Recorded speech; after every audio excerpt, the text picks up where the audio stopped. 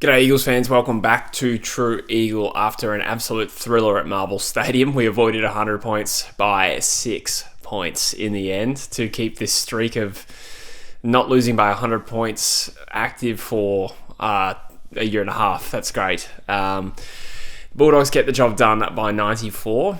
Not a really surprising result. I said before Adelaide and the Western Bulldogs games, I thought, those are the two most potent teams in the comp, with a history of belting teams like us. And, I was wrong about the first one and not wrong about the second one. And it was a very one-sided affair. There wasn't too much competition from the West Coast Eagles in this game. I mean, other than a few periods, I think it was in the second or third term, might have been the third term, we actually had more time in our front half than they did. But, I suppose that's something in the sense that we were competitive, but there's just such a talent and skill and experience gap between the two sides. So, reviewing this to the nth degree would be quite repetitive if I decided to analyse the flow of the game too much. It was very one-sided. I do think we probably did get a fairly good version of the Bulldogs, if that makes sense, whereas I don't think we got the best version of Adelaide last week. We got a pretty good version of the Bulldogs today. A team playing like they know that their season is on the line and we're not willing to make a mistake. I thought they were quite ruthless for the most part, but they also have a really demonstrated history this season of belting teams at our level, or, no one's quite on our level at the moment, but the teams above us. A couple of weeks ago, GWS lost by 88 there. They've had two 90-odd point wins over Essendon this year. I think St Kilda 72.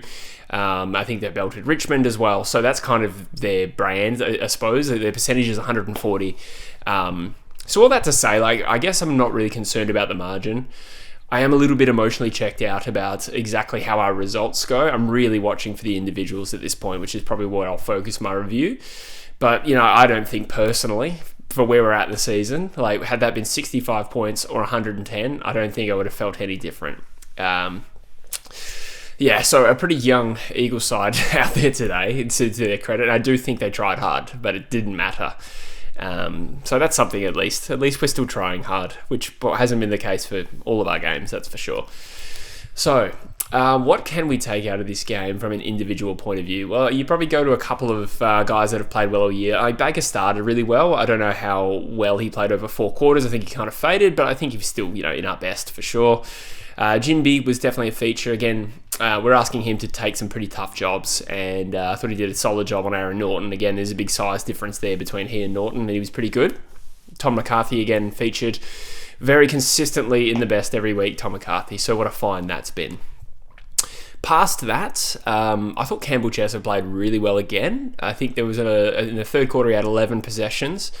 And, a good balance of inside and outside game today. He won half of his possessions were contested, and for a wingman, there's pretty good numbers. I think even Harley doesn't go at 50-50. I could be wrong. So, an ability to win contested ball. One thing I noticed about him, I think he still needs to be more composed kicking the footy.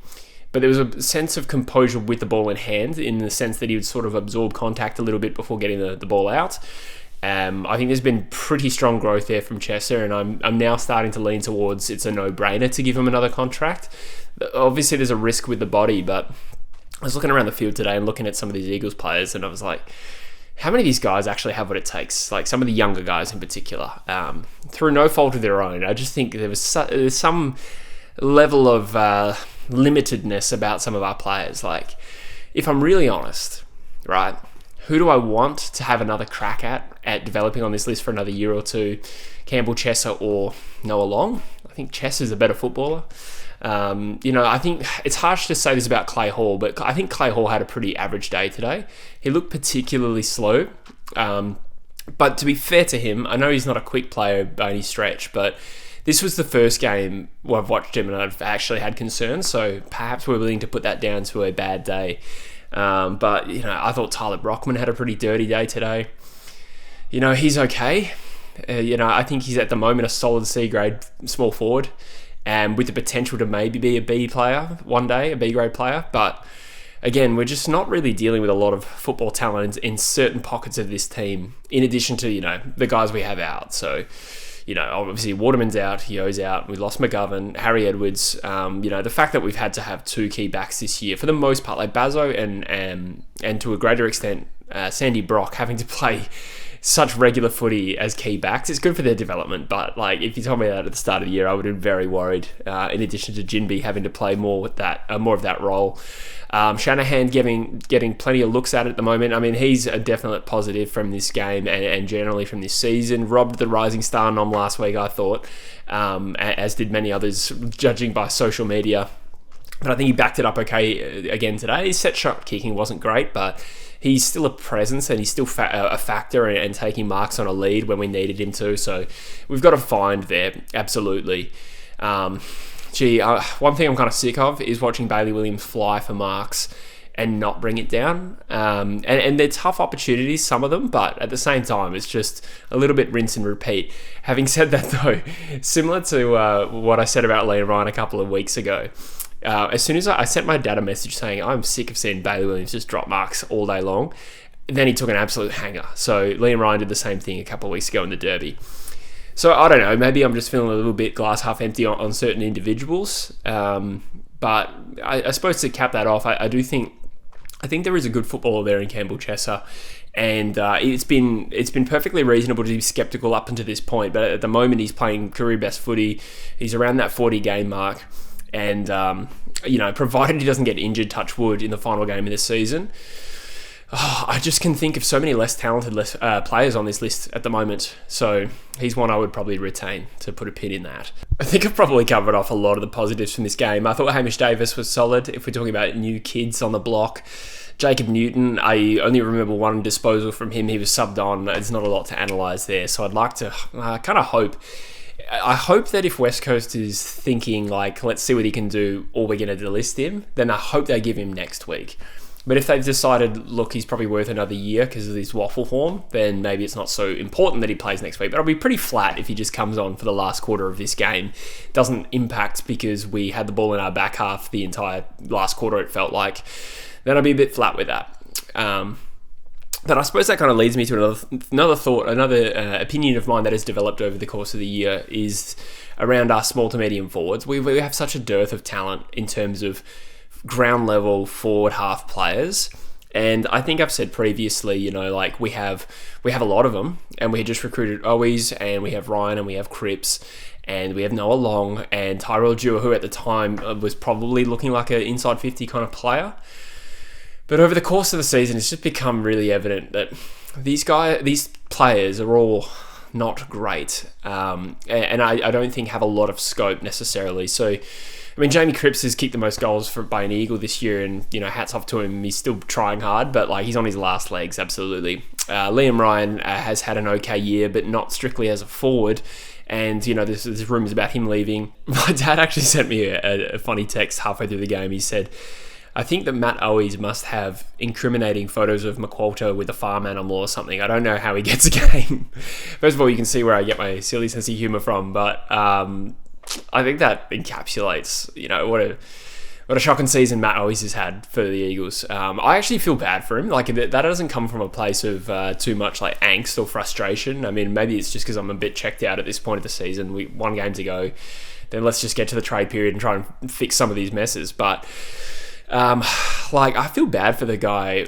Obviously the context of him leaving Carlton and not feeling wanted, and then, being involved in the trade to West Coast, that obviously also brought some negative attention with the way that played out. And then, he's just had a diabolical season, to be honest. And I've been hoping for him to, buck the trend, and I think he would kick 4 in the waffle a few weeks ago. I thought maybe that's the Kickstarter for him. It's a hard team to play small forward for, but he doesn't take the opportunities that are presented to him. And I think there was two shots today that he had that were inside 30 metres, and I don't think neither of them made the distance. So I think he's definitely had every opportunity we can afford to give him at this point.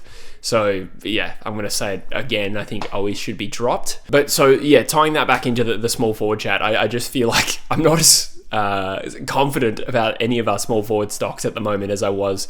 Well, maybe it wasn't that I felt like I was confident about the players we had, but I felt like we had an oversupply of them to some extent with a next generation academy that is reportedly producing some small forward talents.